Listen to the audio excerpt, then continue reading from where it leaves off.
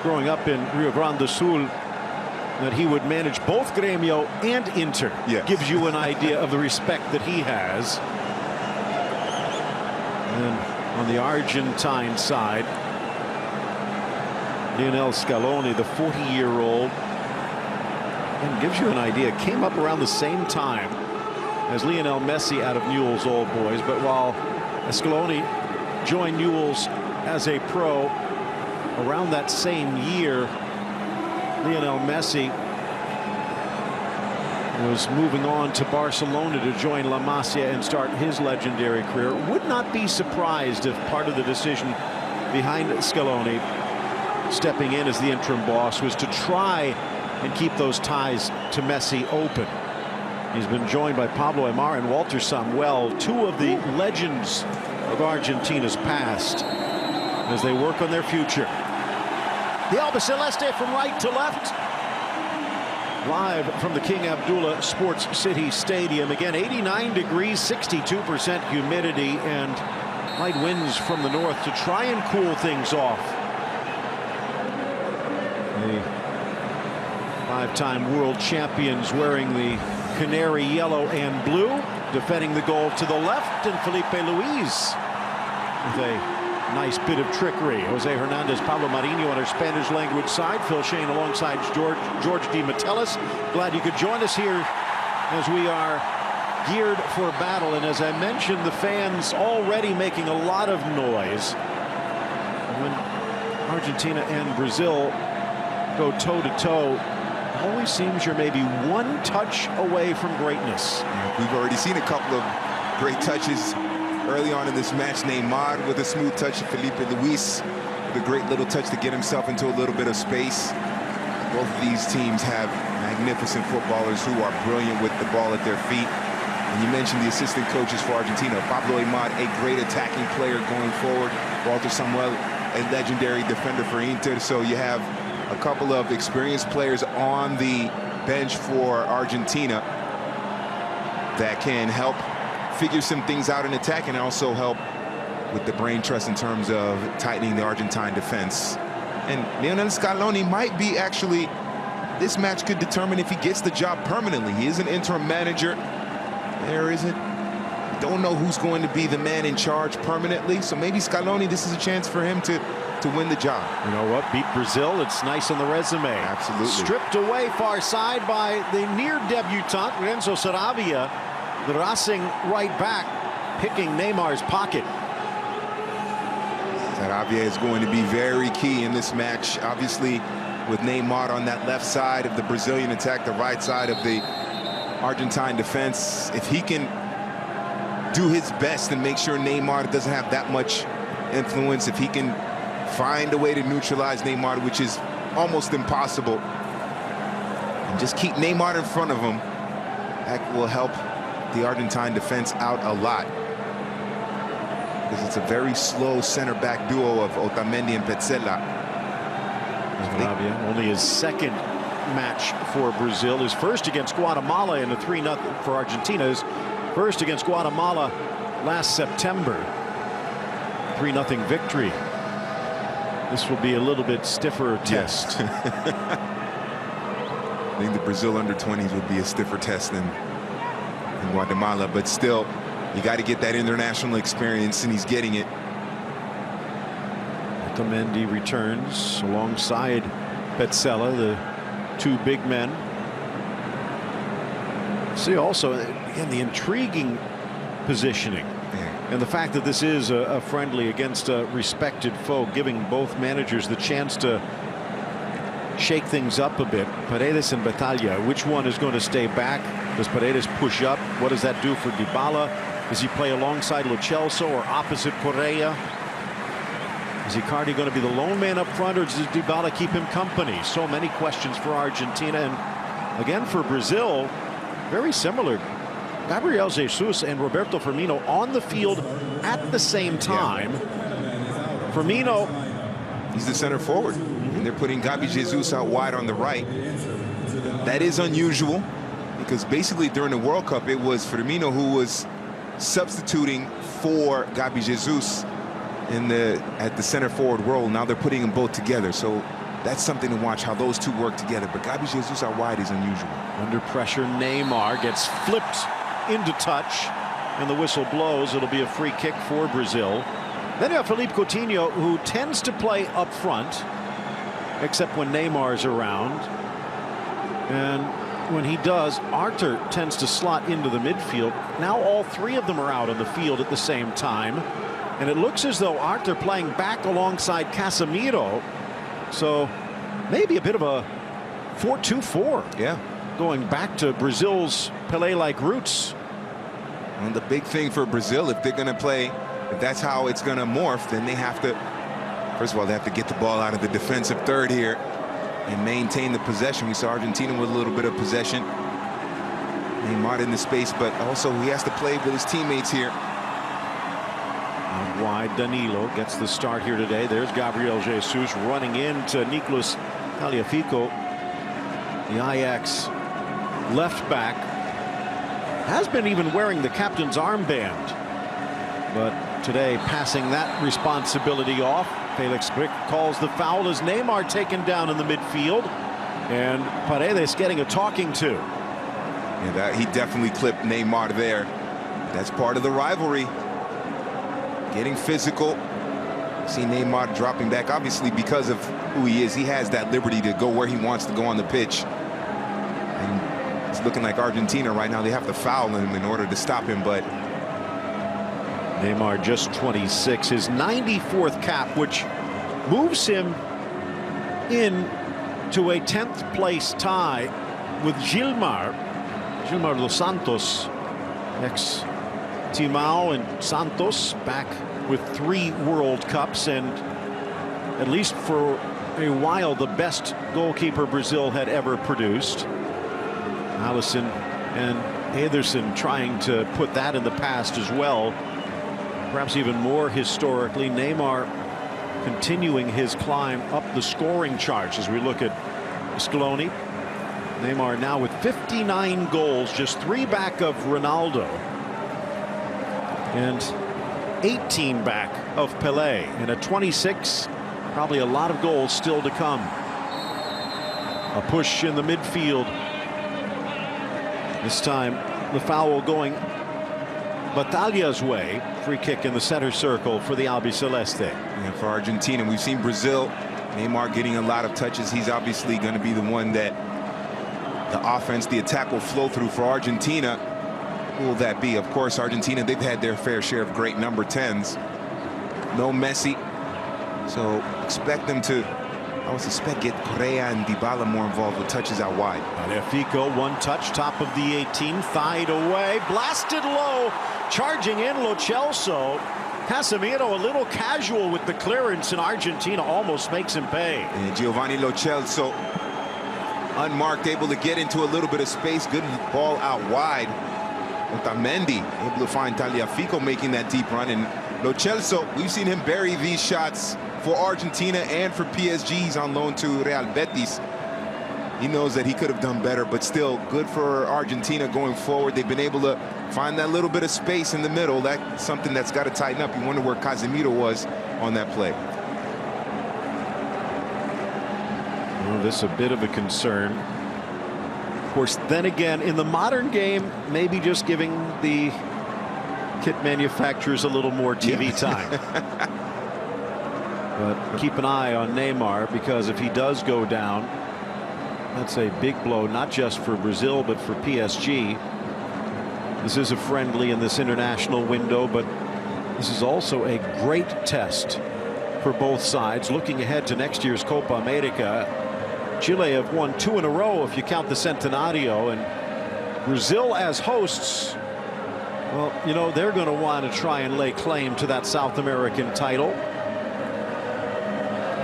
They are 1-1 in terms of winning football tournaments on their home soil in recent history. Obviously, disappointing end to the 2014 World Cup. They got the gold medal in the Olympics, which was the one tournament that had eluded them. Right, that was the one they wanted, maybe more than the 6th World Cup. And now that they have the Copa America now next year, they'll want to win that.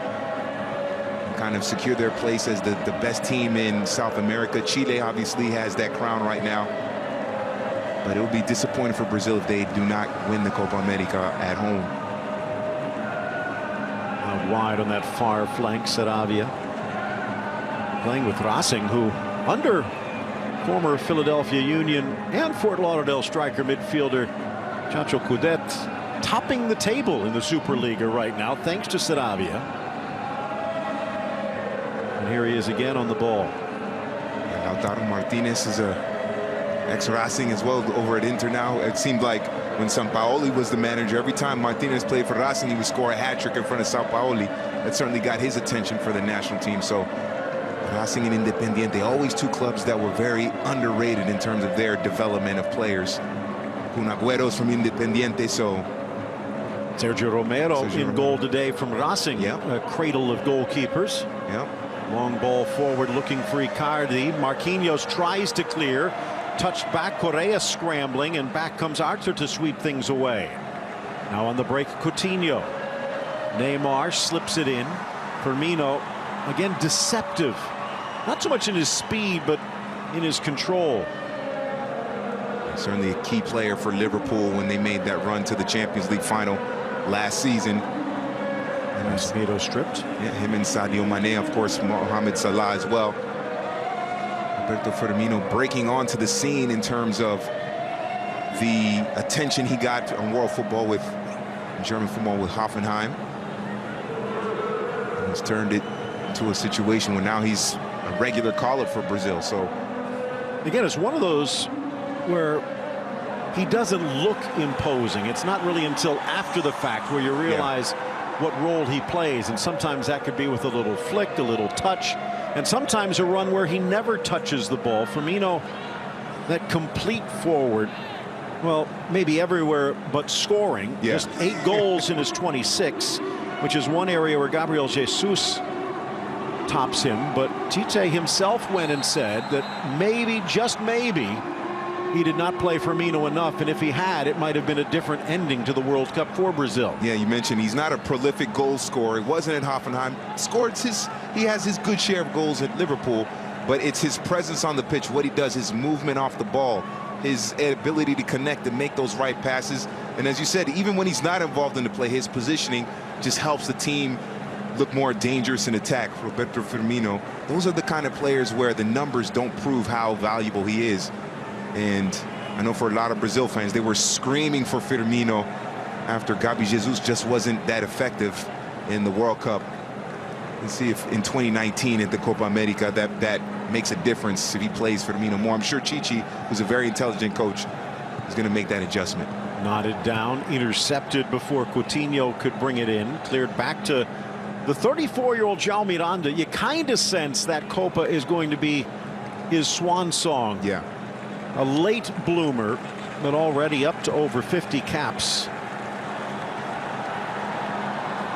Neymar to the inside, eludes Saravia, top of the box, tries to poke it 3.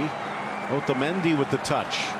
You see the value of Firmino there. Firmino saw that Neymar was cutting inside to the middle, so he floated out wide to the left. That allowed Felipe Coutinho to go through the middle, and Neymar couldn't get that ball through, filtered through to Coutinho. But Firmino's movement off the ball was crucial there. Hard hit. Gabriel Jesus colliding again with Tagliafico.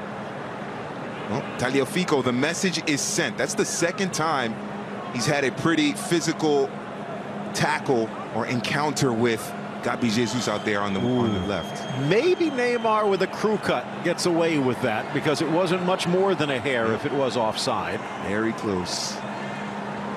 I kind of have a feeling also Tagliafico, after those 2 collisions, the next one might be a card. Approaching the quarter-hour mark. Brazil in the yellow, Argentina in the sky blue and white. Just 1 shot combined between them so far as they feel out this match. Still getting bogged down in the middle, in the midfield.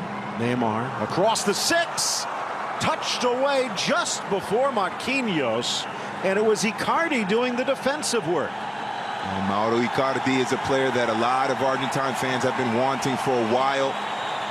We don't have to go back and relive the drama of why he hasn't been called up recently. But now with Higuain possibly on the way out, Kun Agüero not called in, this could be Icardi's time to shine. Neymar, the header up and over.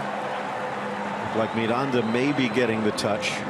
Well, what we can touch on with Icardi is that there has been the thought that it was Lionel Messi's presence and desire that has kept him on the sideline. Messi has come out publicly and said that's not the case, but he has to say that. He has to say that, yeah. And there's really only been, if I recall, one match where the two were on the field together. It's been a struggle for Icardi to find the back of the net. Down goes Arthur off that little give and go. He still has without Messi today. That does also handle another bit of controversy. Many believe that Dybala and Messi cannot play together because, well, I guess to put it simply, they are the same player. They occupy the same spaces. But without Messi, maybe a chance for Dybala to shine. I think it's a shame because you would figure two. Edge of the 18, slammed in, Otamendi, ball knocked free. Arthur, actually Coutinho rolling it back. Here's Danilo, but just too tall. But you would figure that Messi and Dybala, two excellent football minds. Obviously what they can do physically is impressive, but two very intelligent footballers could get together and figure out how they can make Argentina better, and then both of them sacrifice a little bit for the benefit of the shirt. They haven't been able to do that. There's some egos involved there as well, and it's a shame because if both of them could find a way to work together, both of them are smart enough footballers to figure it out.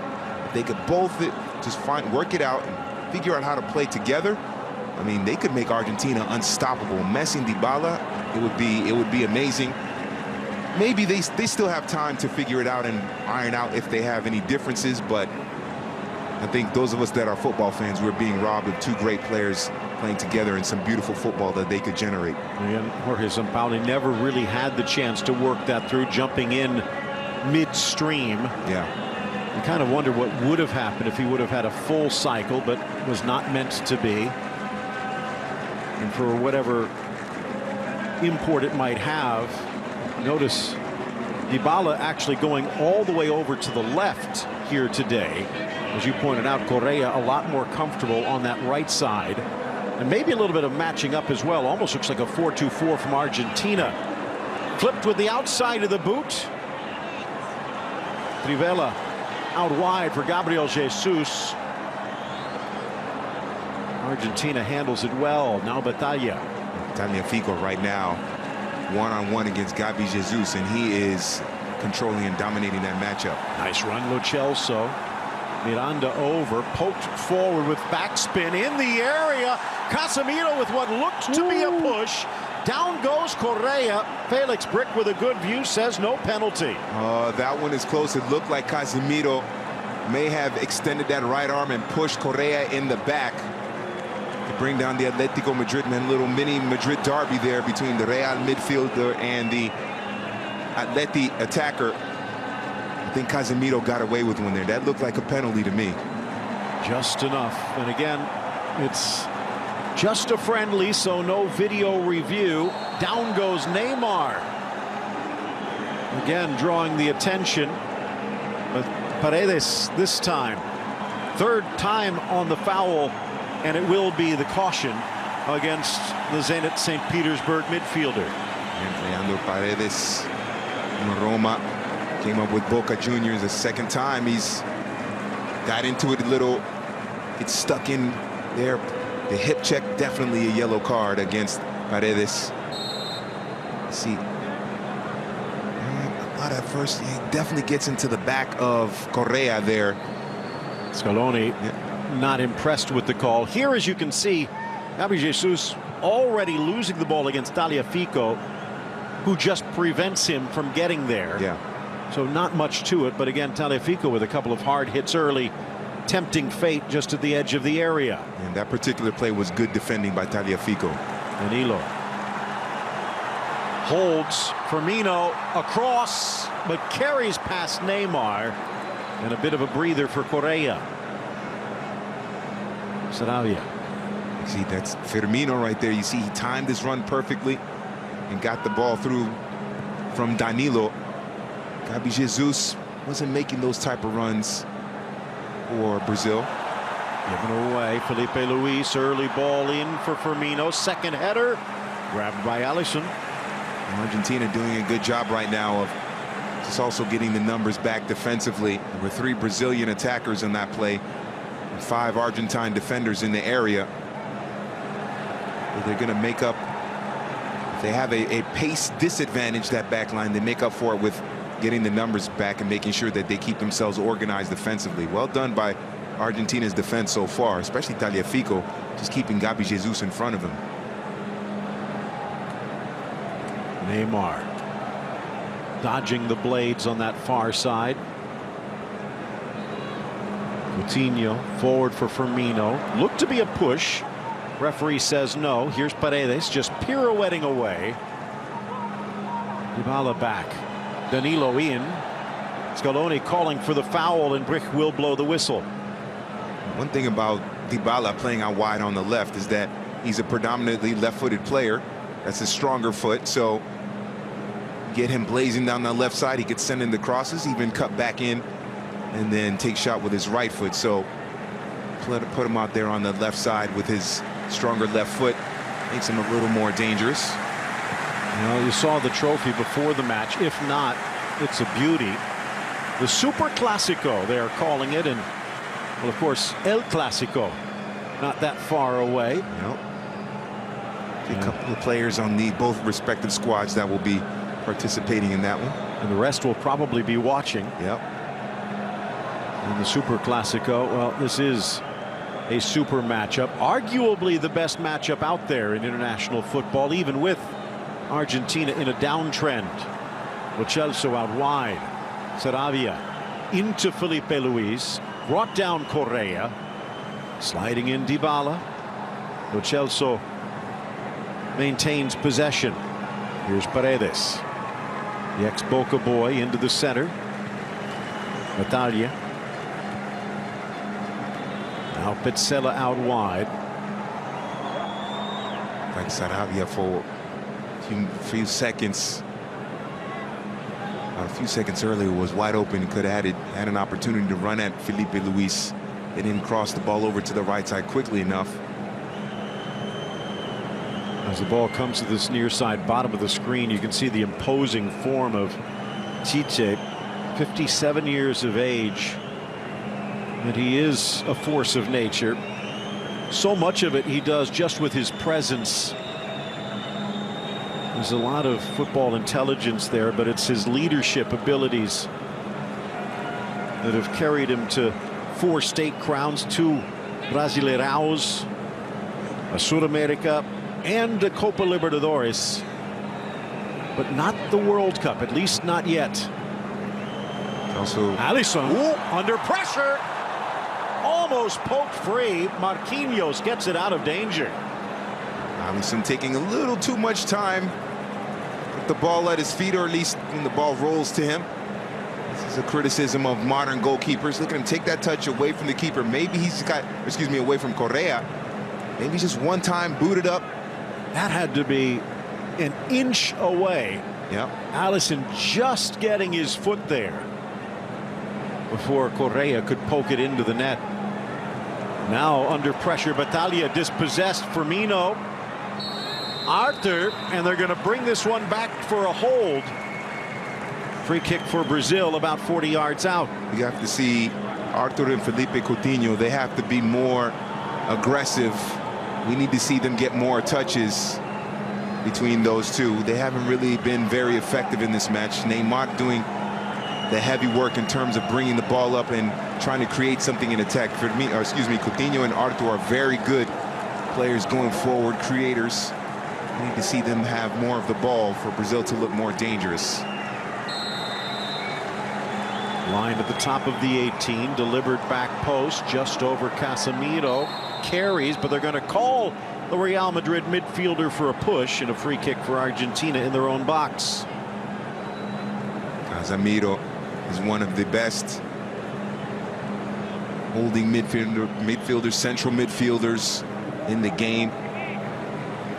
he goes out for Brazil. And I know Brazil is deep, but there is something unique about Casemiro and what he can do. And if he is unable to perform for Brazil or Real Madrid, there's a big hole in the middle there. So he's got to be careful. I think he got away with a penalty earlier on Angel Correa. To Atleti midfielders, Atleti teammates, I should say. Felipe Luis and Correa. Arthur and Felipe Coutinho have to have more touches. Can't put it all on Neymar. As great as Neymar is, great Brazilian teams never really had one person that carried the team. Yeah, Ronaldo scored a lot of goals, but he had a lot of help with Rivaldo and Ronaldinho. With Romario, you had the likes of Bebeto. Yep. Poked free around the line. Tagliafico spun to the turf. Free kick Argentina. And that 0-2 championship team, World Championship team, also had Cafu and Roberto Carlos as your wing back. So Neymar is great, but you don't want it to all flow through Neymar. And even Chichi has come out and said it before in the past. If they start to depend on Neymar, they're in big trouble. Brazil is bigger than one player. Of course, then again, you look at Argentina, and that's also been the debate because as it's launched in by Paredes to the back post, there were times where Maradona did carry Argentina single-handedly. Now, by 94, the likes of Caniggia, Batistuta and stuff, but in 1990, if it weren't for Maradona, they might have been knocked out in the group stage. Instead, they almost won the whole thing. And they won it in '86. And that's what Messi is competing against. And it's unfair to Messi. Obviously, it's a different era. But Argentine fans and the people of Argentina, they don't care what Messi did for Barcelona. This touch right here. And Neymar, but there was another one that send, I believe it was Firmino through, that was superb. But Argentine fans, they don't care what he does with Barcelona.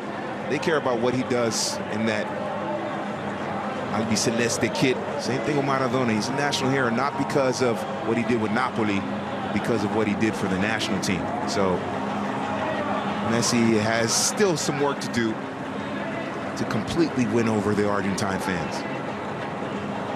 Kind of take a look as Gabriel Jesus takes a hit in the back. Pelé recognized as one of, if not the greatest ever. In Brazil itself, Garrincha was the one that was more beloved. So even when you are the best, doesn't mean there's not going to be an argument. Gabriel Jesus, the 21-year-old, maybe he'll be up in that upper echelon before too long. Already 11 goals and 23 caps. And you figure the best is yet to come. Yeah, it certainly is for Gabi Jesus. Talented player, but he's got to put it together at a major tournament like the World Cup, Copa America, in order to increase his profile, move up that ladder. Neymar hangs it high, looking for Marquinhos, cleared away by Petzela. Petzela, interesting, trying to find a compatriot. Ball sails in, blasted by Miranda, knotted down off the head of Otamendi and right into the waiting arms of Romero. Oh, that should have been a goal. Oh, well done there by Otamendi, getting on the line as quickly as possible, and then great reflexes there. But also Brazil, how about Miranda, your center back, getting all the way into that area and unmarked at the back post to get that shot on frame. And he got it past Romero, but not past Otamendi. Driven low, but wide. This is smart defending by Otamendi, quickly getting to the goal line there to defend and back up his goalkeeper. Who said City and United can't get along? Yeah. United keeper, City defender, yep. But Otamendi, look at him rush to the end line right there to protect the goal line. Well done by Otamendi. And as you kind of pointed out, the touch from Miranda, that's a center back. Yeah.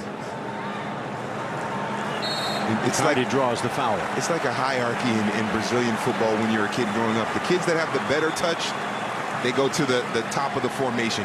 If you have decent touch, but you're not as good as everyone else, they drop you to the back line. So you're a Brazilian defender, you probably still have an excellent first touch.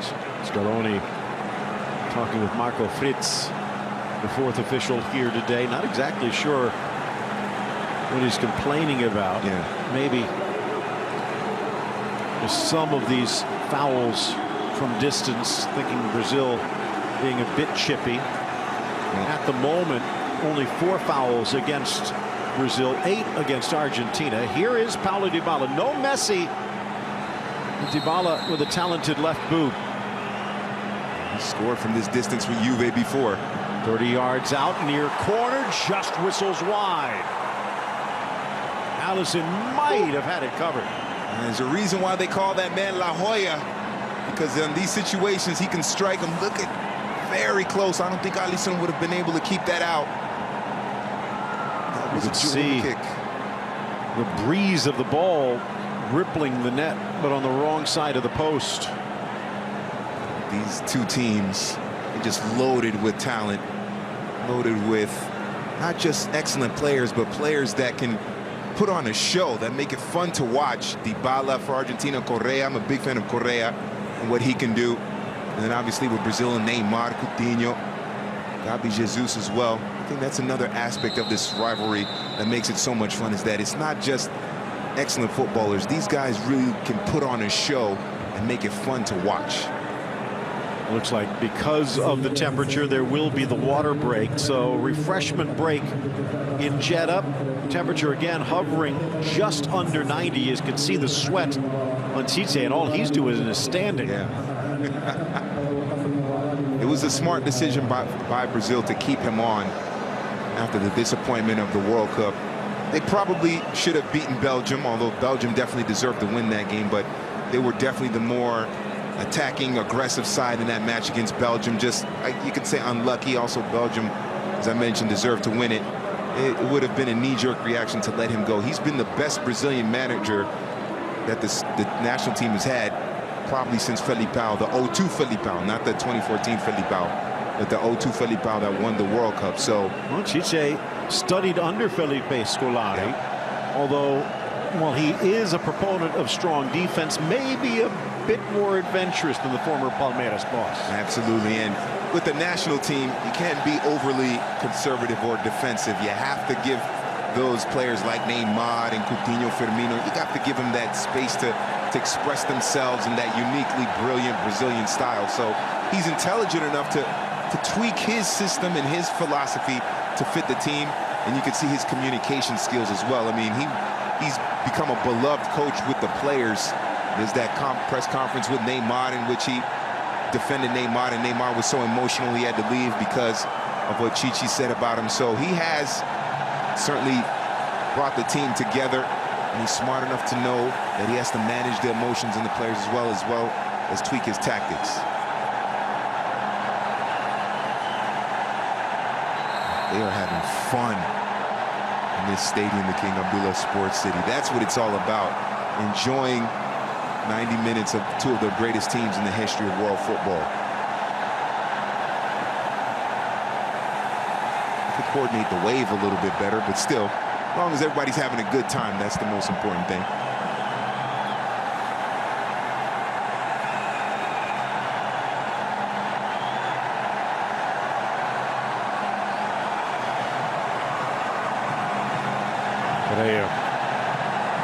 Actually younger than Dybala at 23, just coming into his own,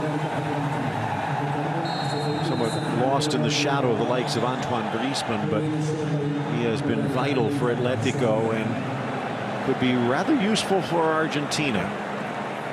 Here's Scaloni. The times that I've seen Atletico Madrid play this season, he's jumped out of the television for me. He's fantastic. Wisniewski with the hard hit. Down goes Dybala. Felipe Luis pleading his innocence to no avail.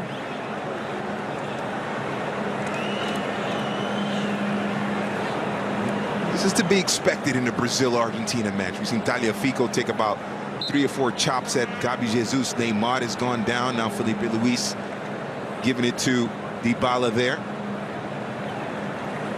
It's to be expected in the Brazil-Argentina. If they didn't have that kind of animosity toward each other and those little cheap shots, those little physical moments, it just wouldn't be the same.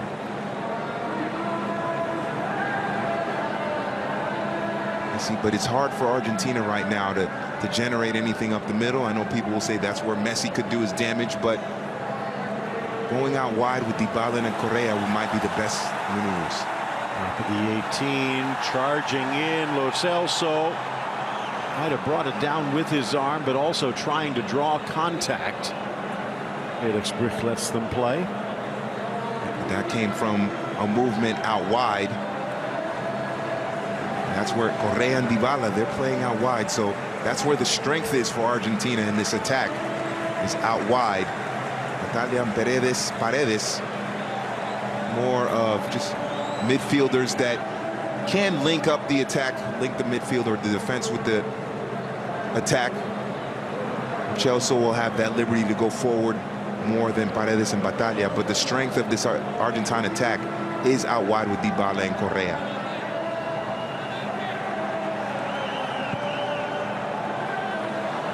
Chance here on the break, but it's just deflected.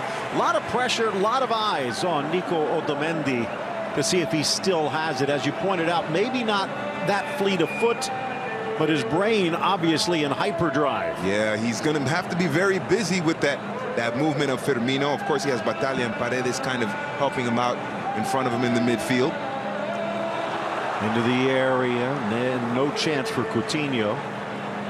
You see Neymar trying to pick out that long pass from Arthur, making the deep run through the middle, and that was open because Firmino had floated out wide. When Neymar drops that far back, especially down the left side, Firmino smart enough to recognize that there's space out wide on the left, and that opened up that middle for Arthur. So, and that's the value of Firmino right there. It's not something you could see in the stats, but when you watch the game and you see the spacing, the movement, you can see why he's critical. Nice layout wide for Danilo, but now what? He retreats.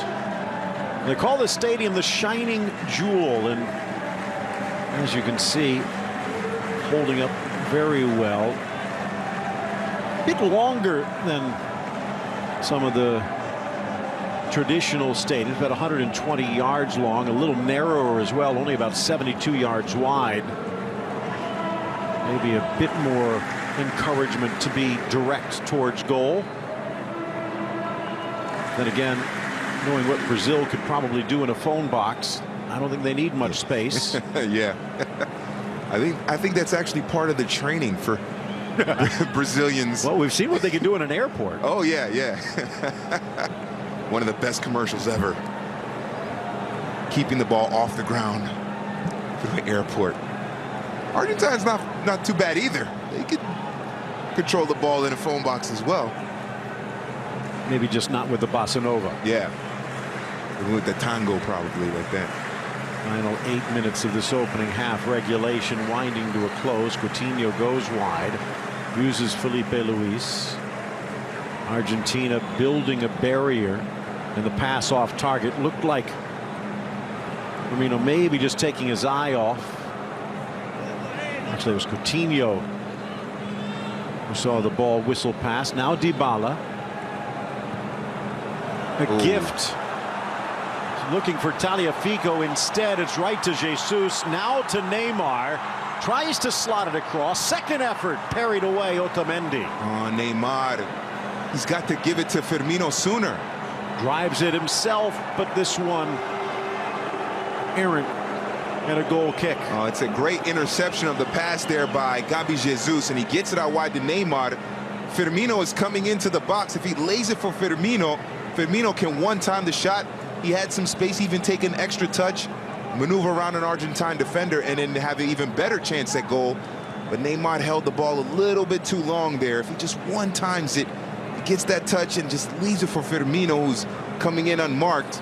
It could have been Brazil 1-0 against Argentina. I mean, don't want to question Neymar's decision-making because of his individual brilliance, but that was one time where he just took too many touches there. Got to lay it off of Firmino in that situation. 6 shots so far. Possession in favor of Brazil, about 60-40 right now. 8-6 in fouls Argentina. And while there will be a large number of changes before this is over, maybe a few when the second half gets underway, I have a feeling we'll see even more offensive in the second half. Coutinho dodging the challenge, unable to thread that ball through as he would have liked. Here's Lo Celso. They were trying to get it through the middle there because they know Gabi Jesus or Firmino, they have that ability to just, with their pace, to get in behind that Argentine defense, especially if you're talking about Petzela and Otamendi pretty quickly. But Natalia and Paredes right there in front of them to offer more bodies to filter that ball through. So it's a smart tactical decision there by Scaloni to put Paredes and Battaglia in front of Petzela and Otamendi. It's making it harder for for Brazil to build through the middle and break them down that way. Either way, Neymar flips it to the center, rides the challenge, almost surfs his way into the box. Now Casemiro, but the strong challenge, Lo Celso out for the throw-in. That's what Neymar can do. You see everybody in the crowd rising to their feet because of the brilliance there of Neymar, but at that last second, dispossessed there. Otamendi doing a great job in this match. He's played very well. Little miss. Wide for Danilo. Now plying his trade at Manchester City. Arthur, quiet match for the Barcelona mid. Yeah, definitely. Him and Felipe Coutinho not that involved. You're not seeing them help out in the attack as much. You want Neymar to get his touches, but you also want Arthur and Felipe Coutinho to get involved as well. Those two, Coutinho and Arthur at Barcelona. I mean, Arthur was the man to help Gremio win the Copa Libertadores last season. And certainly raised his profile in world football, and he's a talented player, but got to get him more involved. He's got to be a little more adventurous going forward, a little more aggressive going forward, him and Coutinho. Casemiro is an excellent player in the back there defensively, so you can take risks going forward, put more men in attack because you have Casemiro back there to back him up. Again, back to Alisson, who was almost stripped by Correa. This time Icardi could not get close enough. This is a rivalry that dates all the way back pre-FIFA, 1914. Woo. The very first meeting between these two. Argentina ended up winning it in Buenos Aires 3-0. Brazil, I guess, a bit of a late bloomer. Yeah. But they've more than made up for lost time. Sure have. And in fact, in the total official meetings between these two, they actually have the edge now, 40-38, when it comes to wins, with 26 level. It's the 105th official meeting between the two. I think that two-game edge for, is it Brazil to have the two-game that had to come from the qualifiers in for Russia 2018, which Brazil, especially after Tite took over, just dominant. It's one of the most impressive World Cup qualifying campaigns you will ever see, especially in CONMEBOL. Again, the thing to consider is after those opening 3 or 4 matches, both of these teams were in total disarray. Yeah. And Argentina kept scrambling for answers. Brazil picked this man. Yeah. And it wasn't easy to pry him away from Corinthians, but they managed to do it, and Corinthians obviously understood that. And ever since then, it was just rising football for Brazil.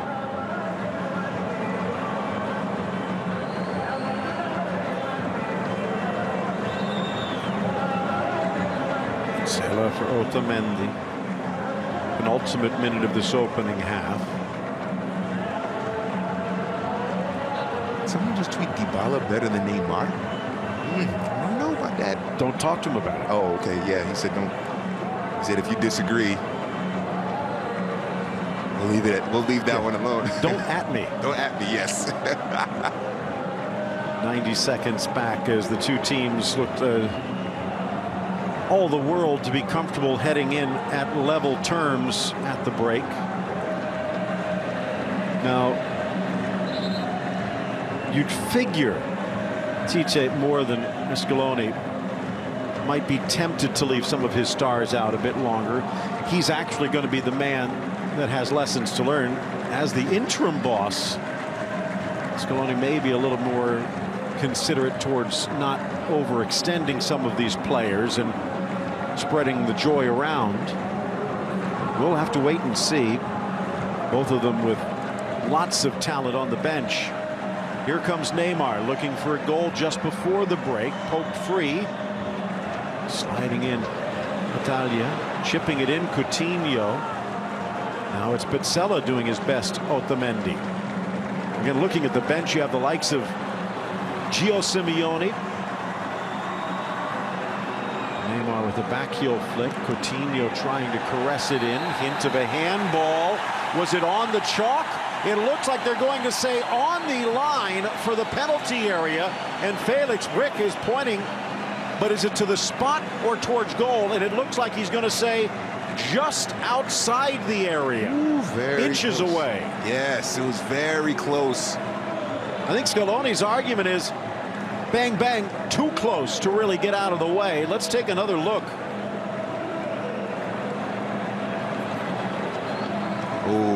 Oh, there's another. There's two handballs there, perhaps, from that angle. Does this first one hit arm? It does, but it's so close.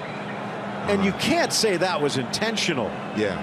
Renzo Sarabia's back is turned. Yep. Pizzella has his arm around his torso to make sure it's not a handball. And if anything, Sarabia, as I said, his body turned away. Right. And the arm extended to get out of the way. It's not his fault that the ball ricochets in, but, well, makes for an interesting close. The placement maybe leaves a bit to be desired for Brazil. 25 yards out on an angle from dead center. And it's been a quiet half to this point for Sergio Romero, but it's getting noisier by the second. Pizzella, definitely not a handball. Sarabia, I wouldn't have called a handball either, but Neymar. Romero leaning to his back post. Neymar curls it into the wall, headed down, cleared away. Whistle in hand from Felix Brick. It's still not sending them to the half. So a bit of a gift that Neymar could not unwrap.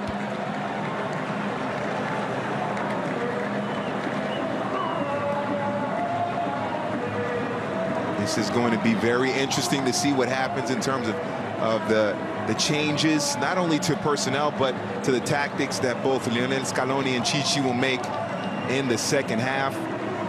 I think Coutinho and Arthur, they have to be more aggressive going forward.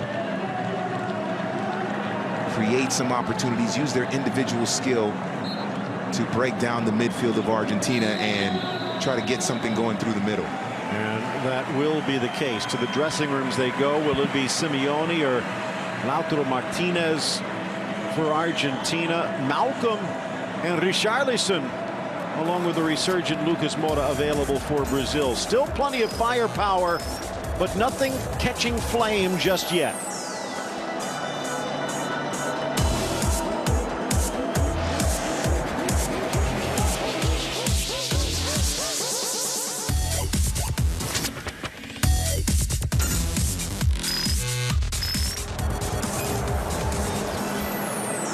Brazil and Argentina, two longtime rivals. But to this point, neither able to get the edge over the other. But there's still 45 minutes more to go. And you know what? Maybe then some, because there does need to be a winner in this friendly tournament. So penalties could await. But again, you look at the sides on the bench coming in. I'm not sure it's going to get to that point. Obviously, the travel is up there, making the trek to Saudi Arabia, especially for those that have made the trip from South America, but ending it in 90 minutes and also maybe sticking the dagger in regulation. Phil Shane, George D. Metellus mentioned some of those available. Lautaro Martinez and Gio Simeone, the point of the spear, but there are others. Franco Vasquez, who I guess for lack of a better word is Argentine again. Yeah. After a brief foray with Italy.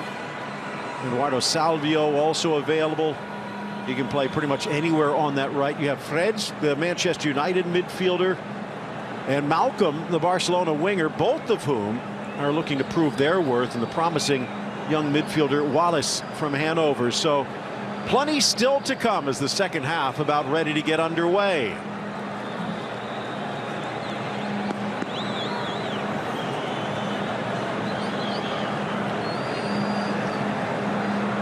Felix Brich checking his watch. Mauro Icardi checking Brich. And we are underway to start this second half.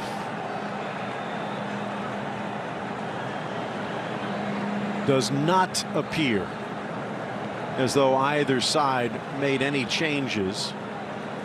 Alisson in goal. The Liverpool ex-Roma goalkeeper, fronted by Danilo, Marquinhos, Miranda and Felipe Luis. Casemiro, Arthur and Coutinho in the midfield. Jesus, Neymar and Firmino up front. Jose Hernandez, Pablo Marinho on our Spanish language side. Just dancing in time, Danilo. Bill Shane George Imatelis with you. Chance here fighting through the challenge. Gabi Jesus double teamed and tries to force it through Tagliafico. Such tight surroundings, did not have much of another option, but Tagliafico kept the legs closed and shut Brazil. Romero in goal, Sarabia, Otamendi, Pazzella and Tagliafico the back line. Natalia, Paredes and Lo Celso the midfield. Dybala, Icardi and Correa up front. Only caution to Zenit's Leandro Paredes in the first half. George, of the two sides,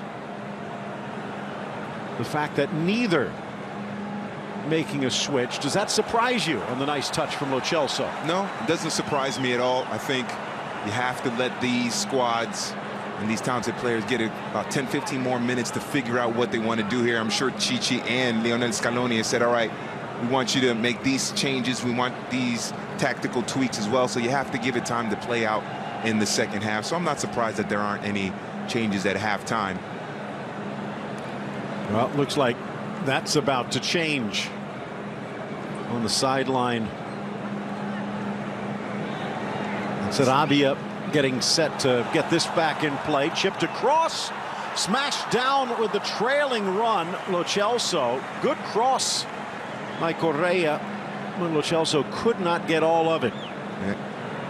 This is Correa winning the ball. He can get around Miranda, get around Casemiro, and Icardi because of his run. Neymar. Sarabia got there first, and Neymar clatters in. Bit of a message sent. Been a good match for Sarabia. Mentioned, have to only go back to last month against Guatemala for his only other appearance for Argentina. And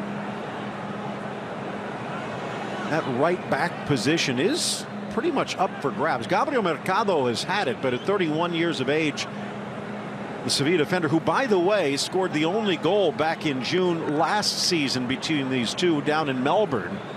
But Mercado, kind of a stopgap. Ball across, headed up and over. Danilo back on defense. Mercado better served as a center back than a right back. And really mentioned earlier, on the bench right now for Argentina is Edu Salvio, who was actually called in as a right wing back when they tried three in the back at one time. So the Benfica winger having to do some defensive work, which he did well, but not naturally. Splitting Alisson, finds Casemiro. Long ball forward for Gabriel Jesus. No chance for Firmino.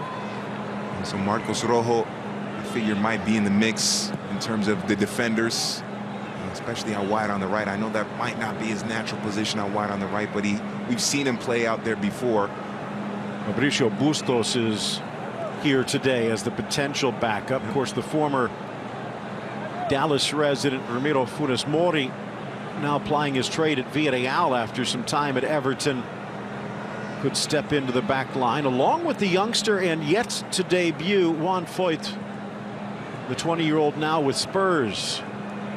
So not just in the attack, another in the midfield is Santi Escasivar, the 21-year-old for Stuttgart, who many are calling the next Mascherano.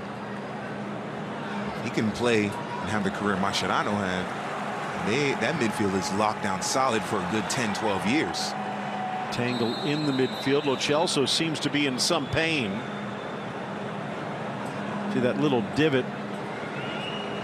Meanwhile, Tagliafico rubbing some feeling back under the shin pad. Tagliafico. Ooh, yeah, that's a tough clash there. Marquinhos and his teammate. Take another look. And here Gabriel Jesus and Tagliafico very similar on the two challenges. Well, that's got to be Jesus maybe getting a little bit of revenge on Tagliafico, because in the first half, Tagliafico was physical with him, chopped him up a couple of times. Ball forward, cutting back, lifting it to the near post. Icardi trying to make something from nothing. He says it was deflected, and it looks like Argentina will get the corner. Quick restart there by Argentina, and this is why Icardi can be so effective. You get him the service in the area, and he can either score a goal or at least win you a corner, and he did that there. Player down inside the box, maybe tactical, but maybe not. Danilo seems to be in some pain. Eder is on the bench, the Porto right back. Looks like he would be the straight swap. They do have Alexandro available out on the left, who I would not be surprised to see. While Fabinho, now with Liverpool, more known as a midfielder, has spent some time at that right back position. And when he was with Monaco, I saw him play right back frequently out there. Yep. And then in the midfield, Wallace and Fred also available for Brazil. But to this point, no changes. That might change here again in a friendly. If Danilo is hurt enough to seek medical attention, why risk it? This is a game that Douglas Costa would love, because Tagliafico, there's no way he can keep up with Douglas Costa on that right side. Costa would have himself one fantastic match down that right side, crossing in one-on-one against Tagliafico. It's a bit of a concern, judging by the reaction of Danilo. He will have to exit since the treatment came on, but will it be for good? Just moments ago saw Claudio Tapia. Beautiful seat that he was sitting in. Didn't look that comfortable. I think the lazy boy they put him on. Absolutely. Might be a little hard. Man, that is some great seats there. And they will make the switch, and it will be Fabinho. 7th appearance.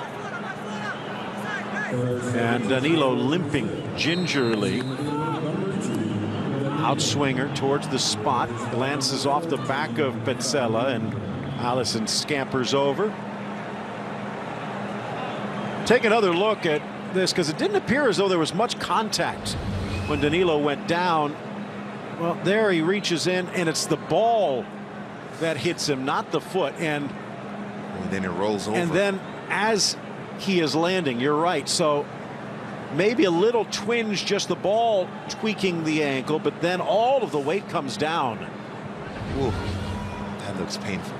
That is painful right there when you roll your ankle like that. As I've said, Manchester City using him situationally. Yeah. But twisted ankle might keep him out for a week or two. You can make the argument a lot of people were not fans of Danilo when he was at Real Madrid. You can make the argument that Pep, using him at City, has made him a national team player. You can make that case. I've heard it before.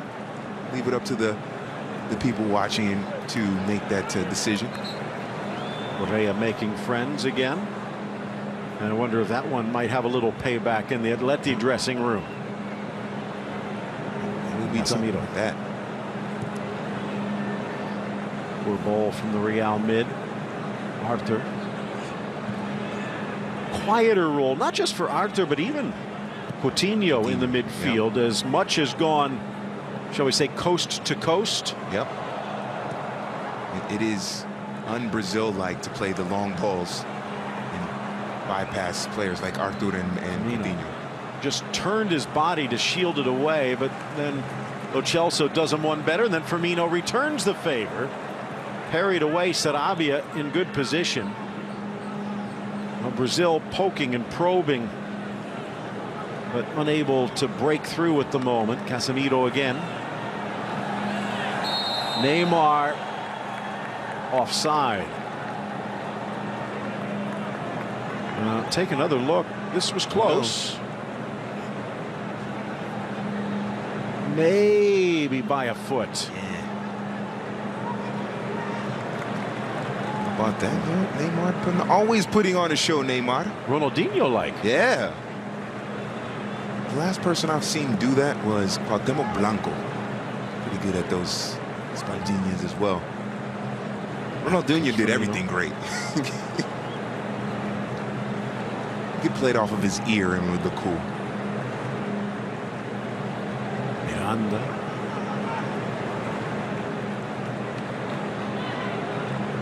Arthur. Felipe Luis. Like Firmino, both got their start at the unheralded Figueirense. Moving on to bigger and better. The line. Neymar stops, starts, almost impossible to keep up with. Dances through Sarabia, but the ball stays put. Neymar's found it difficult to get past the 25-year-old right back. Yeah, well done by Sarabia. He got help from Battaglia there. He got around Battaglia, but Battaglia able to kind of keep him within arm's distance there and give him a little bit of a push there, give him a little bit of contact there to help out a little bit. But I'm wondering if Neymar isn't dribbling too much in this game.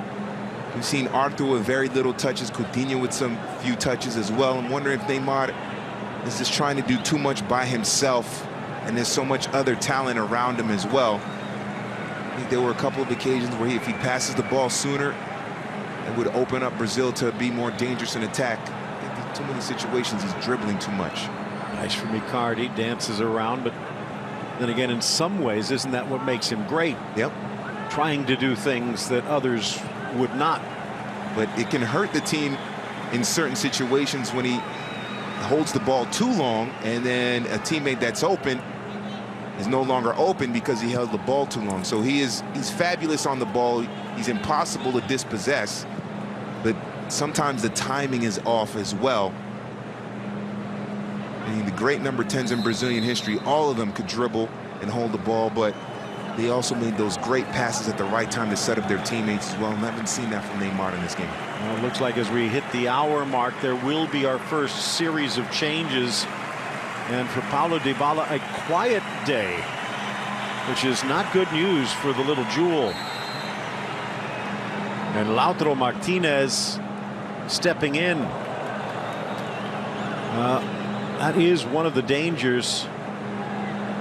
If you cannot take advantage of your opportunities. Martinez, just 21 years of age, his third cap now with Inter. He has proven to be very, very difficult. Beautiful through ball, cut out well against Sarabia. Flying in on the challenge was Firmino, and he's going to get a talking to. Sarabia and Tagliafico have played very well in this match. Tagliafico has been able to contain Gabi Jesus out wide on the right. Sarabia, with the help of Battaglia and on occasion Otamendi, has been able to keep Neymar from being as dangerous as possible. Ball sails. Felipe Luis clears it to the near side. Looking like Lautaro Martinez is going to play in behind Icardi in the middle. Correa out wide, maybe Lo Celso out wide on the right. Lo Celso a little more freedom to roam outside on the left. Ball whips across, but no one there.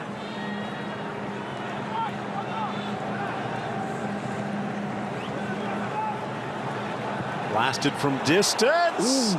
And it almost curls in at the back post for Paredes.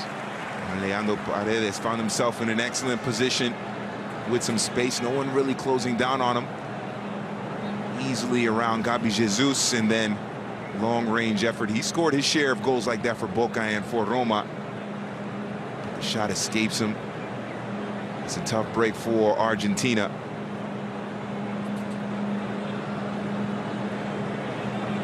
Almost 8 months to the day, and Copa America 2019 will open up.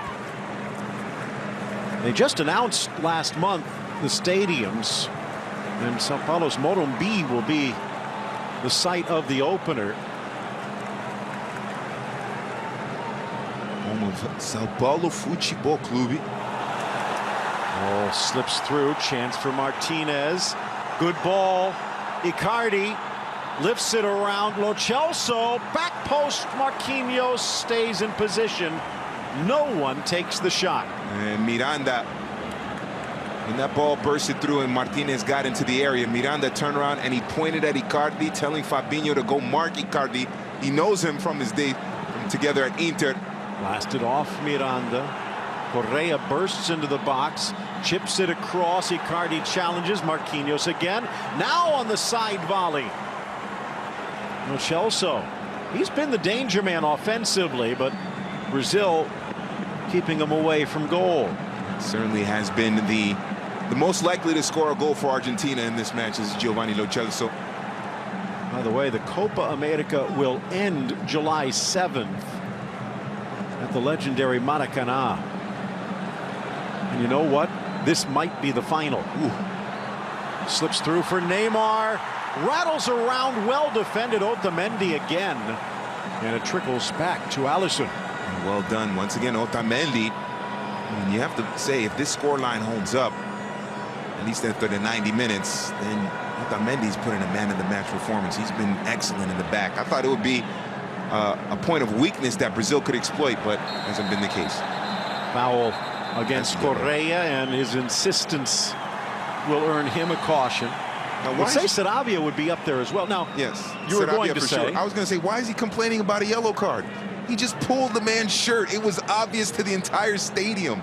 Don't complain about it. Just put your head down. You deserve to keep going. But to your point about Sarabia, I think he's been man of the match material as well. He's performed very well, keeping out the likes of Neymar, this dangerous Brazilian squad. Brazil, maybe Marquinhos and Miranda, but in all honesty, they have not been tested that much. Right. Which does not do well for Icardi and Dybala's future call-ups. Yeah, for sure. Icardi is a player that when he gets his chances in the area, he finishes, but he still needs that service, and there's no one there to provide the service. Correa hasn't been able to do it. Obviously, Dybala wasn't able to do it because they took him off. He's looked dangerous. That one chance when Martinez came in, and obviously they know each other from for playing together at Inter, so it's frustrating for the number 9. It could be Higuaín, it could be Agüero, it could be Icardi, just not getting the service right now. Japan and Qatar, the two invited teams. The United States again rumored, but because of the Gold Cup, would not be able to send an A team away, because again, for the invited teams, the Copa America just a friendly, so they cannot demand the club teams release the players. Again, you take a look at where things stand. Argentina, so many questions. Brazil, so much pressure. What we saw from Colombia the other day against the United States. And again, I sense that before we get to Qatar 22, Fabinho chopped down, and it looks like a caution coming against Lo Celso, just a little over-eager. I sense that this Colombia squad maybe needs a little refreshing, but at the moment they might be at a peak, which for Copa America time could be a chance for the title. Ecuador, Paraguay, Uruguay on the way up, perhaps with Osorio. Peru, who we saw against Chile in impressive form, and we will see again today against the United States. And then Uruguay, even with the stumble against Japan today, they're bringing in some new blood. Yeah, they're always dangerous, Uruguay. And Venezuela, you never know. They're not the pushovers that they used to be. And that certainly is the case. And Atlanta United's Joseph Martinez is scoring a ton of goals. He could be in great form heading into that tournament. Venezuela, a team on the rise. So that's, I mean, it's wide open. To me, I know Brazil is the favorite. You would expect it a favorite, but watch out for Peru. I know they don't have Guerrero. Might be his last tournament. We'll see what that whole situation is. The suspension should be over by then. Yep.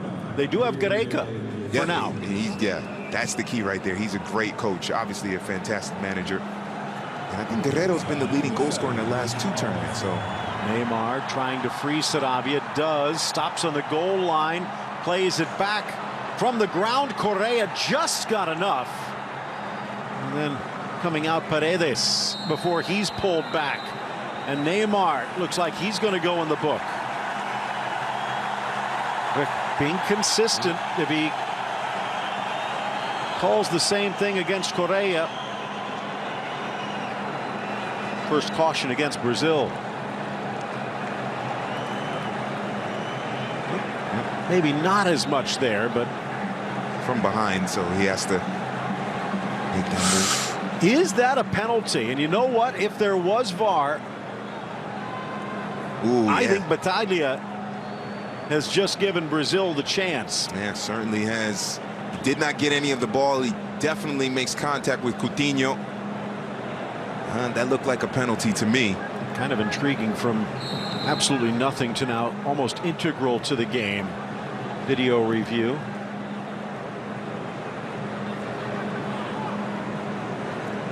Up steps Fabinho. Speaking, by the way, of the Copa America, especially now that they do have that Olympics under their belt, maybe now the focus falls on the Copa. Well, no one has won more World Cups than Brazil. Both Uruguay and Argentina considerably more successful in the South American Championship. Just 8 titles for the Canarinho. Fabinho maybe a little too tricky for his own good. Lo Celso tried the pirouette. A little roulette. Now off to this near side, and Neymar, space and time, but Sarabia shuts him down again. Wow. I think that right back spot might be locked up for a while. I think you're right about that. That was brilliant defending by Renzo Sarabia. Didn't fall for the tricks or the pace of Neymar, and dispossessed him pretty cleanly. Not pretty cleanly, cleanly. Well done by Renzo Sarabia. We're talking about man of the match for Argentina. I said Otamendi. I think after that, I might have to switch to Sarabia after that play right there. Still a quarter of this match to go. Is there a goal in it? Not if Marquinhos has anything to say. Out wide, Fabinho tucks in Casemiro. Under pressure, but finds Coutinho.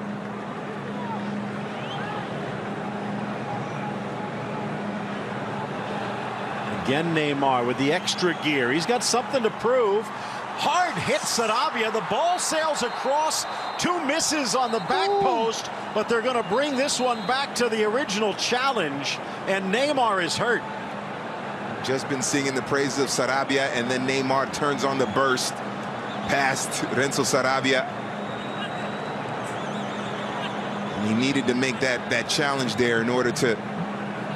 And he might have come out hurt. Yeah. Might have pulled something trying to keep up. Good refereeing in my mind. Argentina may be arguing, but in effect he gave the advantage. But because of the challenge, Neymar needed to rush the cross. And he sweeps through Neymar. That's a clear yellow card. Maybe looks to be more dangerous in live play, but Again, it shows what Neymar is capable of. And Neymar didn't need to sell that.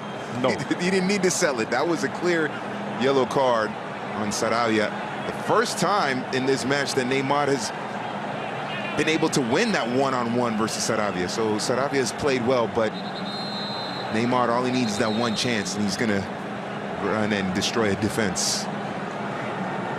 Well, looks like Salvio is about to check in just moments after Pereira did. And it was Richarlison who came in for Gabriel Jesus. And what a start he's had to life in England.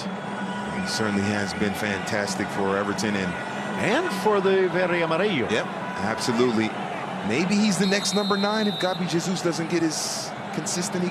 Neymar 25 yards out on an angle, sets it up on the volley. Romero denying Arthur. Oh, what a shot that would have been.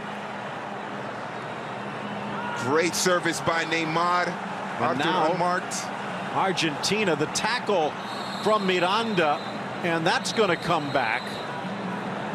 João Miranda is going to go in the book for denying what would have been a breakaway. And now all of a sudden, busiest man in the park is the referee. Well, you called it. Might not be a goal, but there might be a red or two. That would not be a surprise in a match like this.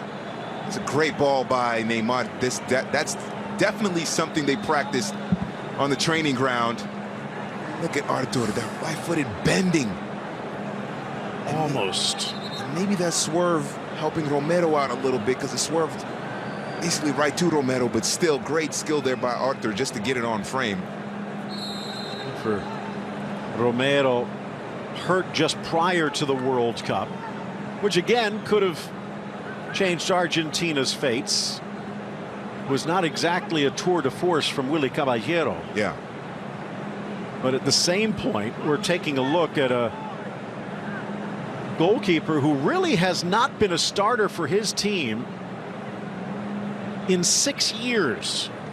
A backup at Monaco, a backup at Sampdoria, a backup at United for the last 4 years plus, but he's still, I guess you could say, undisputed #1 for Argentina. And that's a surprise, especially when you consider someone like Geronimo Rulli, or as they say in Argentina, Rushi, but who's getting regular PTs, a regular start at Real Sociedad, so, and younger too.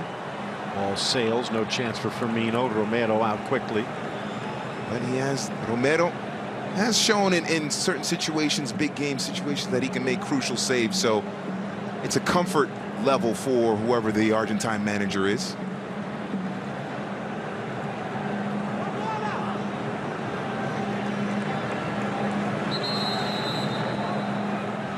And now Salvio will come in for Icardi. Oh, Lo Celso make that. So more of a winger for Benfica. This might shake things up just a little bit. Promising start for the Betis attacker, but fizzled a bit as the match moved on. We have, I think it's looking like Toto Salvio comes on. Well, he's about to come on here. I'd be surprised if Argentina look like a 4-4-2 here. You have Pereira on the right, Salvio up wide on the left, or maybe they flip-flop, and then Martinez and Pereira up top. Maybe even a 4-2-3-1 with Batalla and Paredes, and then Pereira, Martinez, and Salvio as the 3 attacking players behind Icardi. See Richarlison pulling up that right side. Arthur couldn't find him. Neymar quick feet. But the pass catching Coutinho by surprise. He tries to get there, but commits a foul in the process. It's I don't know, the experiment of putting Gabi Jesus out wide on the right, now Richarlison out wide on the right, hasn't really paid dividends for Chichi in terms of the attack or a goal. But obviously it's experimentation. I don't think that we'll be using Richarlison or Gabi Jesus out wide come Copa America time. not sure about Chichi's German. Yeah. But Marco Fritz obviously understood.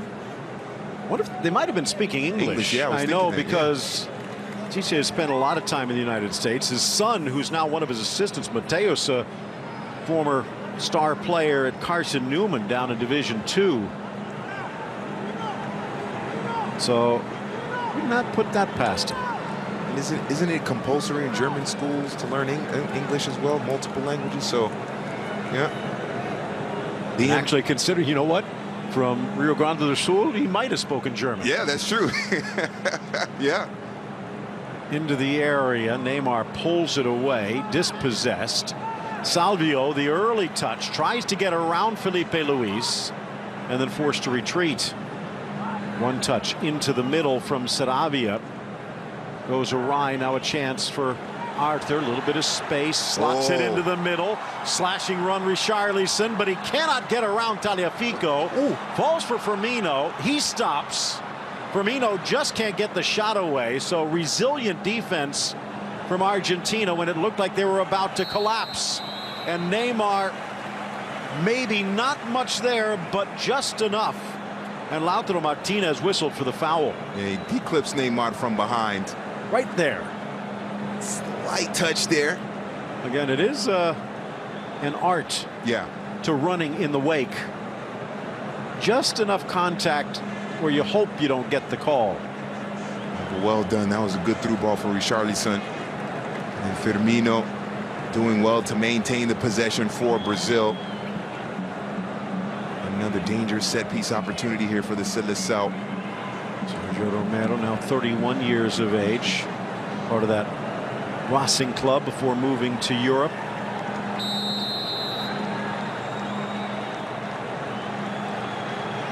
Neymar from a good 35 yards out. Maybe if it was 50. Yeah. And there were uprights. But a break there for Neymar. Neymar, I wonder if him playing out wide on the left is the best position for him. Thomas Tuchel seems to disagree.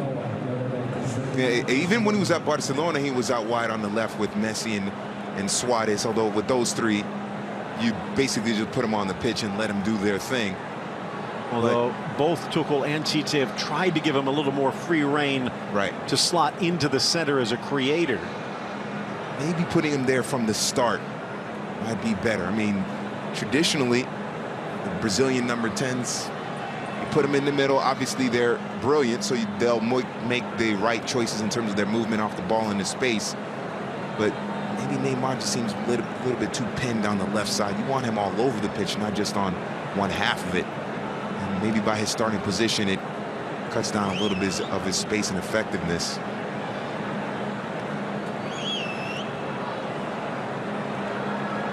Pass here by Arthur was fabulous. Great touch on it. I think Arthur maybe even had the time to settle it down and then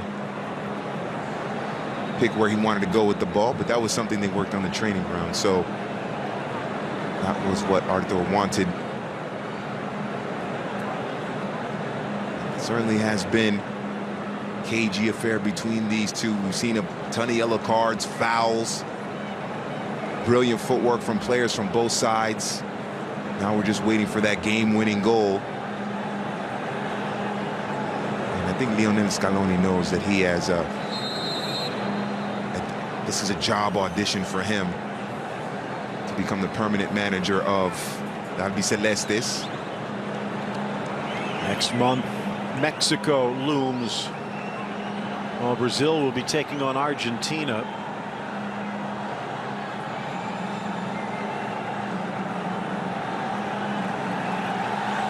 Mexico in action against Chile tonight, with the rumors that former Argentine boss Tata Martino might be the one taking over. The Atlanta United boss had been rumored to take over Argentina again, perhaps Colombia. Yeah. Many had thrown his name into the mix for the United States national team, but it looks like El Tri is going to get the man.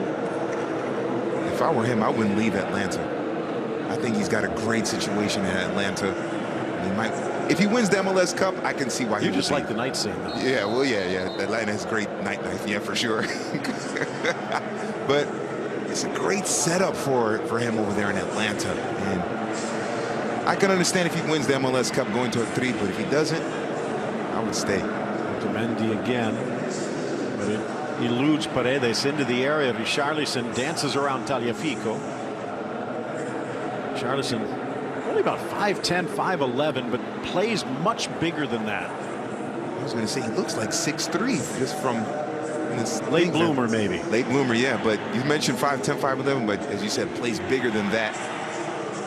Body positioning. He looks like a big stocky guy, so he can get himself in the right position, and then obviously he's shown the ability to finish. A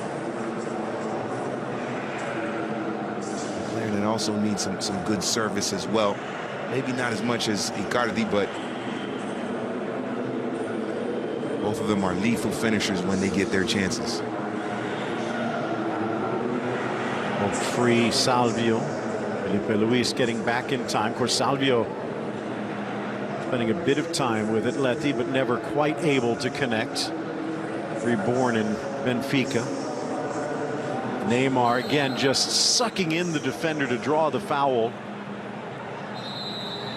But Neymar dribbling there, and then Coutinho and Arthur just standing watching him. Somebody has to make a move into the middle.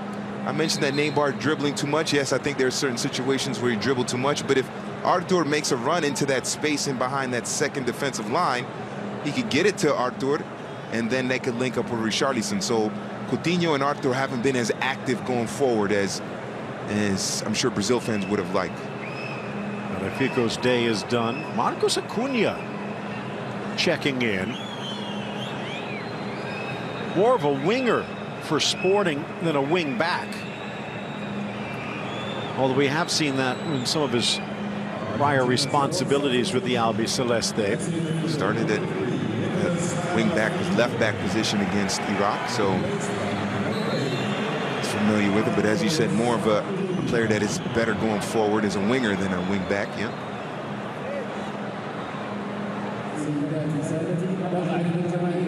Only two substitutions so far for Brazil. I think right now Coutinho or Arthur would be out. Neymar gets rid of it just in time before Otamendi pounces, and it does throw the pass off just enough. As you heard, almost 62,500 in attendance in this beautiful stadium. Ball forward, curling his run. Richarlison back to his right, but then tried to go to the well too often. Otamendi knocks it free. What a ball, Neymar. Ooh. But Felipe Luis, just not enough fuel in the tanks. Felipe Luis was open for about a minute and a half down that left side. Richarlison dribbling back to the right side and into the teeth of the defense. He could have gotten it to Felipe Luis a lot sooner. He was unmarked for a good, like I said, about a minute and a half. This is a great ball by Neymar. And you wonder, Felipe Luis saying, I'm open, and then thought the play was over. Maybe that's why he was late to react to the pass by Neymar. But they've got to get that head up and get it to him sooner. He was wide open.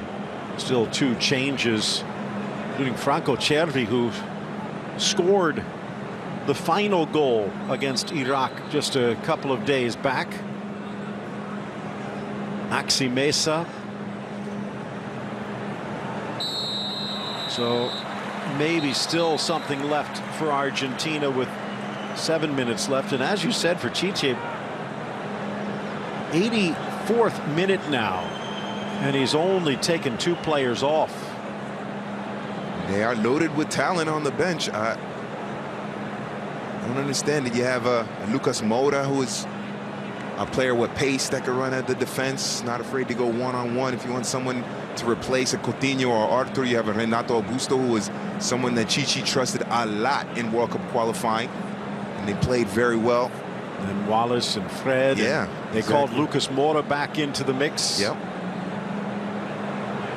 So it's definitely a head scratcher. Casemiro. Oh, so close. Looked like it might have taken the slightest of deflections. And it almost nestles into the corner. Spins off the backside. And almost in at the back post.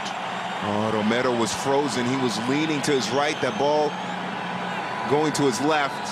Unfortunate for Brazil. Very fortunate for Argentina. From the corner, cleared Otamendi. Top of the box, Miranda. Maybe had the best chance for Brazil, where he beat Romero, but not Otamendi. This time, the curling run, Fabinho, but he runs out of space. By the way, Fred started the match against Iraq. Wallace came on. Lucas Moura as well in the second half. But Malcolm, to this point, has not played in either match.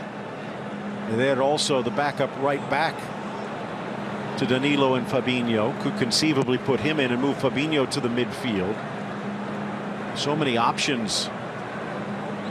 And that will be one of the questions, I'm sure, for Tite, especially if someone comes up lame in these final 5 minutes. Yeah, well, you have to say, if you're being critical of the midfield, you have to say Coutinho and Artur, in terms of their play, have come up lame. They have to be more involved in the attack. I guess they've done their job defensively. They haven't had to worry too much about any threat from Argentina down the middle. So that could change here. Driven across Acuna. Felipe Luis just plays it safely out. It's going to be a corner kick for Argentina. At the moment, just their second.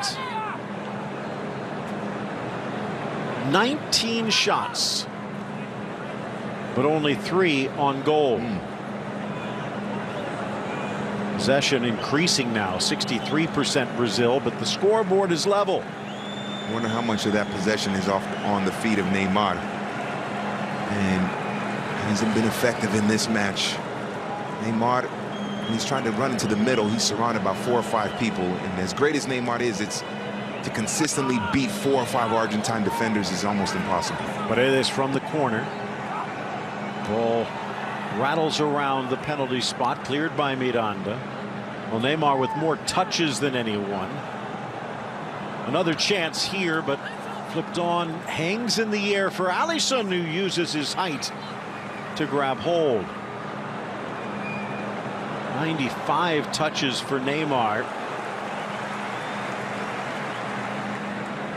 Argentina closing things down to the point where only 53 passes. 5th substitution for Argentina, and it will be Gio Simeone. If you actually kind of squint your eyes just a little bit, you can see the resemblance, but not when he plays. His dad was a destroyer, pretty good passer, but a destroyer and one of the best. And his son is turning into a rather opportunistic finisher. Must be from the mom's side. Yeah, I think so, Mom probably played striker in her days, So Icardi leaves, Simeone in. We already talked a little bit about Dybala. Icardi, anything to write home about? No. Icardi ineffective mainly because he just didn't get the service. That's the main thing for Icardi. Neymar with some flash, the sizzle to Coutinho, but he telegraphed Paredes, able to intercept, and now touched away Acuna. I'm a little surprised that Icardi is the substitution here. I know he was ineffective, but it wasn't really his fault. It was because he didn't get that much service. I thought maybe a Paredes would come off or somebody like that, but Scaloni made his decision. Luis, Neymar, Salvio over to defend. But then loses the ball. Too much mustard on that hot dog. Salvio down the near sideline, trying to get away. Casemiro builds a wall, and it's Neymar the other way. That's why Casemiro is so important. He can clean up all the mistakes. There was a dispossession by Neymar. Casemiro's there to get it back. We talked about it before with all of the legends, even Pelé and talked Garrincha, but People forget about the likes of a Tostao or a Rivellino and all forward. But for the great Brazil teams, I talked about goalkeeper, that was one, but they also needed the Clodoaldos. They needed that one guy in the middle that could just lock things down. Yeah, absolutely. And perform that duty, but also collect the ball, hold the possession, and then link up and go forward as well. Those great holding midfielders of Brazil also had the ability. Another. Exactly, another one, yep. They had that ability to hold the ball. Dunga pretty good back in his day. Yeah, well, World Cup winner, with the captain of Brazil in '94. Not only hold the ball, but also pick out the pass from that deep center midfield role as well. They were versatile. Obviously, defensive duties were number one, but versatile in their ability to pass the ball forward as well. It's a very underappreciated part of the great tradition of players that Brazil has had. Casemiro just 26, and he will go down as one of the best. Yes. Richarlison relying on his speed, perhaps a little too much. 4 minutes to be added. And again, just the two substitutions for Brazil. All sails. Neymar gives chase. It really is a shame Douglas Costa isn't on the pitch or available for Brazil. Wasn't called up. Firmino. He made a big difference down that right side. Richarlison deflected and just touched wide. Pinballing it. And Otamendi to the rescue, barely. Oh, Richarlison coming to life here in this second half, late in this second half. Great turn. Had to send it on frame. Good things happen when you do. Richarlison taking advantage.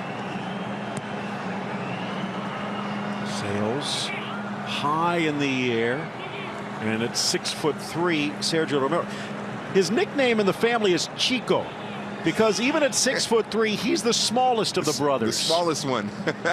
Diego played some basketball at Florida State before turning pro back in Argentina. 6'9". Wow. So I think Sergio said, you know what, basketball might not be for me. Yeah, especially if you go to Florida State, but we'll leave that one alone. Nice little touch, chance on the far flank. Down goes Acuna on the sliding tackle.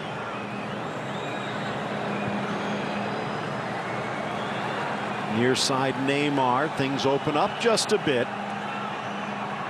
Tries to get around Sarabia.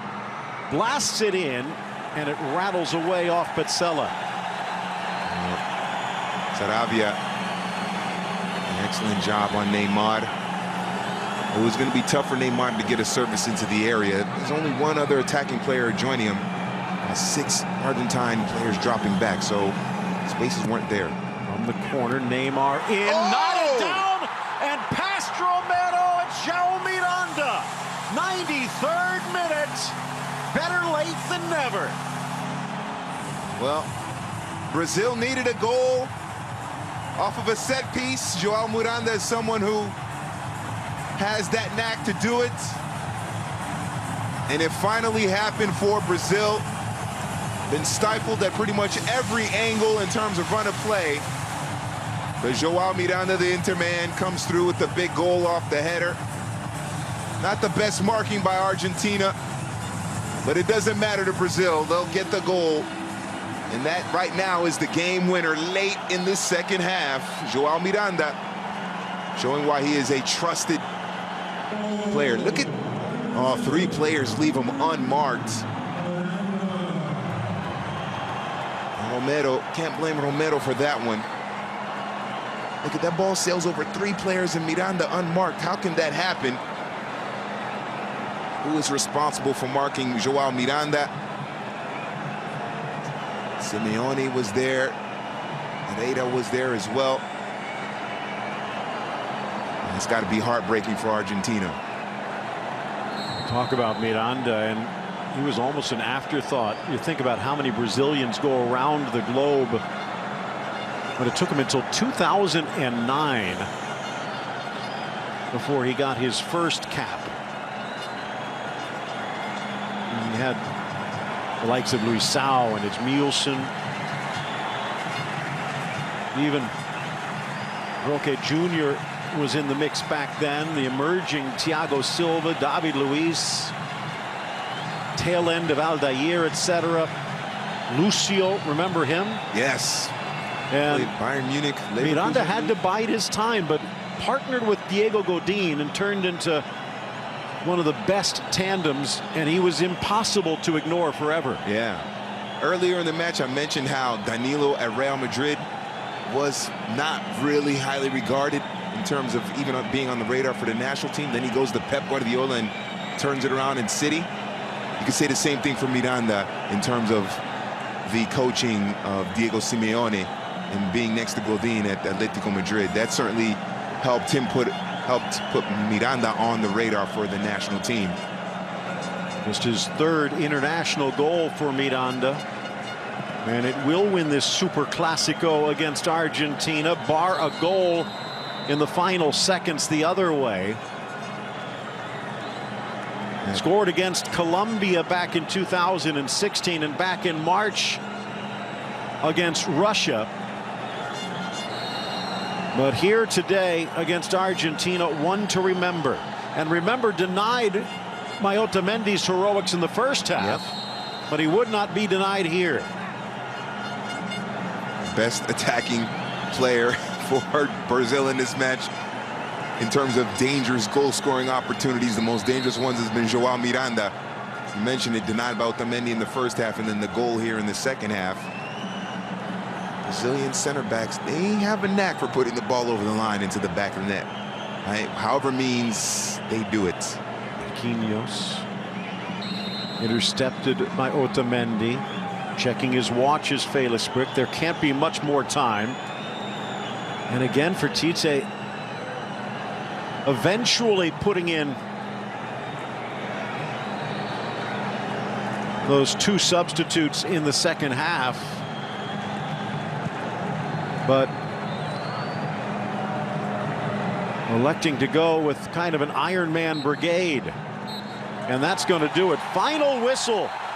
And Brazil in added time. The goal from Miranda off the cross from Neymar beats Argentina. Yeah, well deserved for Brazil, getting that goal by João Miranda. It wasn't the prettiest match for Brazil. Argentina as well can take solace in the fact that they did a good job of defending Brazil on the run and play. So the final score from Jeddah, Brazil 1, Argentina nothing. Hope you enjoyed it.